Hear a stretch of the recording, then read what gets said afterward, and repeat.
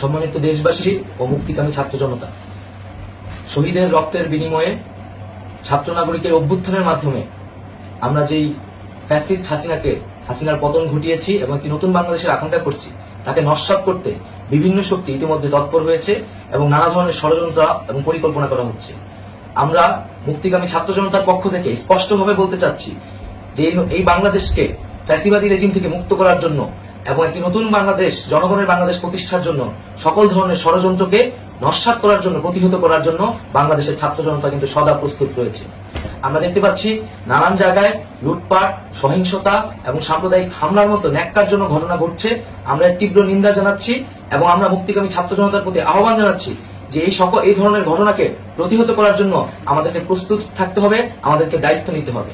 কেউ যাতে এই আন্দোলনকে নস্যাৎ করার জন্য এই ধরনের ঘটনা ঘটানোর সুযোগ না পায়, সেদিকে আমাদের সদা সতর্ক থাকতে হবে। আমরা আরো দেখতে পাচ্ছি যে রাষ্ট্রপতি গতকাল বলেছিলেন যে অনতিবিলম্বে তিনি জাতীয় সংসদ বিলুপ্ত করবেন, কিন্তু আমরা এখনো দেখছি যে একটি অভ্যুত্থানের পরেও এই ফ্যাসিস্ট হাসিনার জাতীয় সংসদ রয়ে গেছে। তাই আমরা ঘোষণা করছি যে আজ দুপুর 3টার মধ্যে এই ফ্যাসিস্ট হাসিনার যে জাতীয় সংসদ, সেই সংসদের বিলুপ্তি ঘোষণা করতে হবে।